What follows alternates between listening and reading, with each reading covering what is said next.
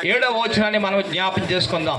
ఆదికాండము 1వ అధ్యాయము 27వ వచనం. ఎందుకంటే ఒకవేళ చెప్పుకుంటూ వెళ్ళిపోతే మీరు ఎవరు కూడా నా ముఖం చూస్తలేదు, పక్కల ముఖం చూస్తున్నారు, వాక్యమైన చూస్తారనే ఉద్దేశంతో రిఫరెన్స్ చెప్తున్నాను. చదవండి. దేవుడు తన పోలికనందు నరుని సృజించెను, దేవుని స్వరూపం నందు వారిని సృజించెను, స్త్రీని గాను పురుషుని గాను సృజించెను. దేవుడు వారిని ఆశీర్వదించెను.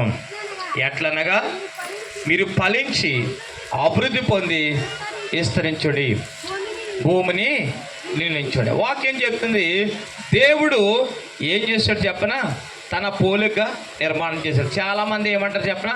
మన కోతులోంచి వచ్చాము, కుక్కలోంచి వచ్చామంటారు. మరి కోతులన్నీ మనుషులు అయిపోతారా? అవును.